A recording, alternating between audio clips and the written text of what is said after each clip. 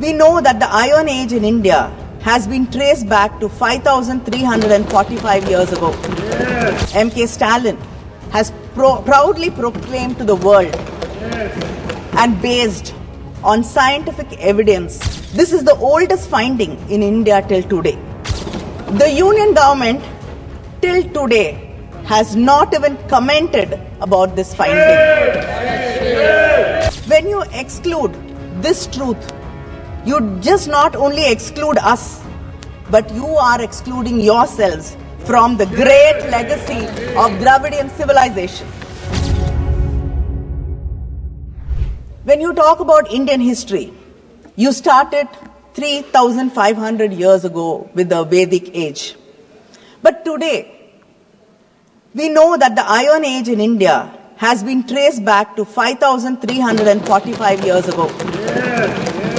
Our Chief Minister, M.K. Stalin, has proudly proclaimed to the world, and based on scientific evidence validated by international labs like Beta Analytics in Florida, that Shivakalai, a small, sleepy village in Thoothukudi district, today holds within it the proof of iron smelting and usage.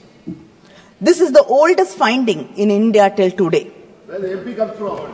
The Union government till today has not even commented about this finding, which is very important internationally. When you exclude this truth, you just not only exclude us, but you are excluding yourselves from the great legacy of Dravidian civilization. The proponents of Hindutva ideology have this question: who is an Indian and who is not? V.D. Savarkar came up with the answer many years ago. A loyal Indian is one who is attached to the geography of India, who is born in India, and whose religion has indigenous roots. A Hindu means a person who regards this land from the Indus to the seas as his fatherland, and as well as his holy land. But let me remind this House of the words of Sardar Vallabhbhai Patel, a Congress leader who you seem to have taken over and invoke frequently. In 1947, when it was suggested to him that India should be declared as a Hindu state, Sardar Patel replied, "We must not forget that there are, quote, that there are other minorities whose protection is our primary responsibility." In 1950, he stated, "Ours is a secular state."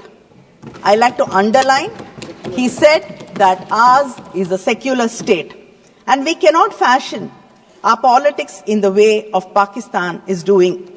Here, every Muslim should feel that he is an Indian citizen and has equal rights as an Indian.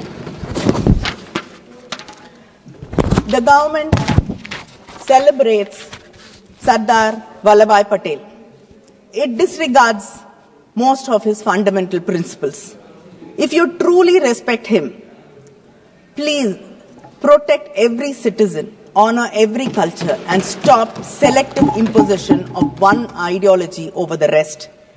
Building a 3,000 crore statue of unity is not paying respect to him. Please understand his words and implement it. That is true tribute to any leader.